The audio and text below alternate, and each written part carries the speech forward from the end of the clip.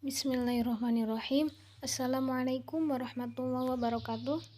Perkenalkan, nama saya Wafa Nurul Fauziah dengan nomor NPM 2406212108. Saya dari Prodi Pendidikan Agama Islam kelas B semester 3.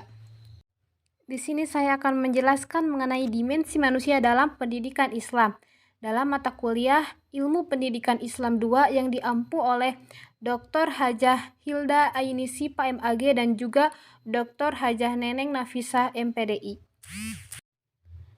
Mengenai pengertian dimensi, dalam Kamus Besar Bahasa Indonesia, dimensi berarti ukuran, yakni panjang, lebar, tinggi, luas, dan sebagainya. Dengan demikian, berdasarkan tinjauan kebahasaan tersebut dapat dipahami bahwa dimensi adalah hal ihwal yang berhubungan dengan misi kehidupan yang dilalui oleh setiap makhluk ciptaan Allah, tak terkecuali manusia sebagai salah satu jenis makhluk yang Allah ciptakan dengan memiliki dimensi dalam ukuran postur badan termasuk sifat, sikap, bakat, dan kemampuan yang berbeda antara individu yang satu dengan individu yang lainnya. Sedangkan Zainal Abidin memberikan pengertian manusia melalui beberapa istilah. Yang pertama yaitu al-insan. Al-insan terbentuk dari kata nasya, berarti lupa. Kata ini menggambarkan keistimewaan manusia sebagai khalifah di muka bumi.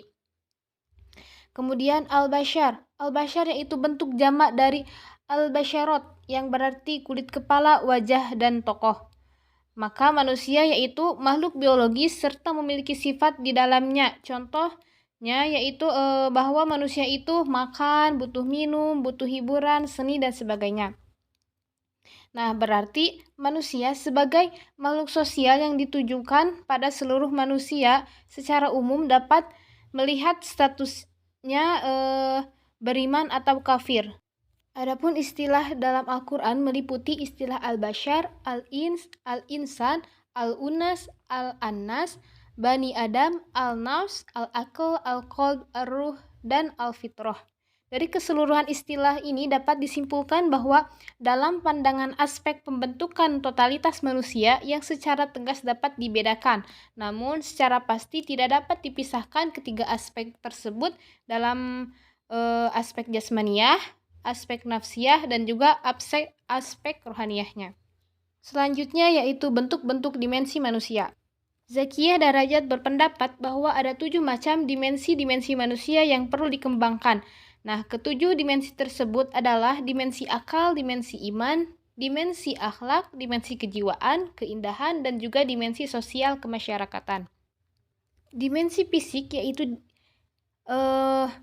salah satu dimensi manusia yang telah dianugerahkan oleh Allah melalui proses kejadian manusia sejak dalam kandungan ibunya, terbentuknya konsepsi, berproses hingga tiba saatnya masa kelahiran, di mana kondisi kejadian fisik yang prima akan menentukan kebahagiaan hidup bagi setiap individu dalam menjalani kehidupan ini sesuai dengan tugas-tugas perkembangannya.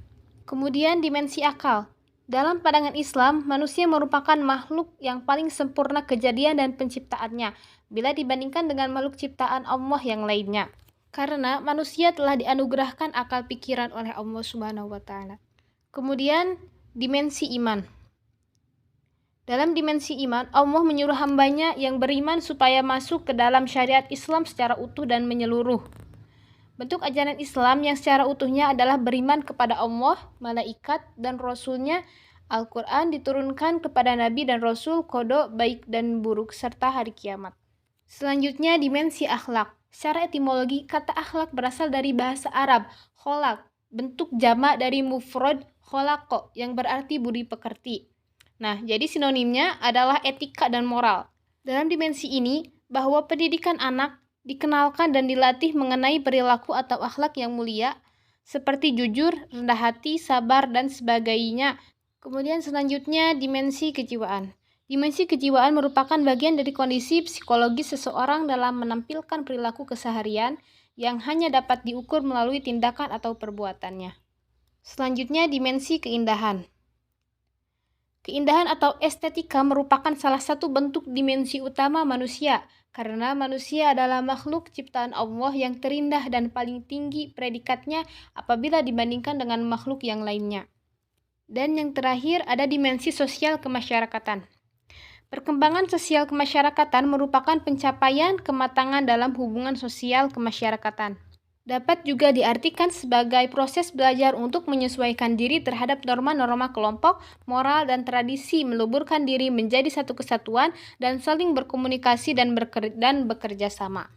Maka dari itu, dapat disimpulkan bahwa terlepas dari banyaknya pandangan tentang hakikat manusia, nyatanya sangatlah sulit untuk mendeskripsikan manusia dalam satu pengertian yang utuh.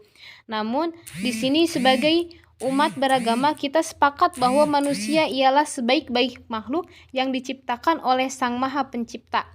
Nah, manusia sebagai sebaik-baik makhluk setidaknya memiliki dimensi-dimensi yang menjadi bagian dalam dirinya.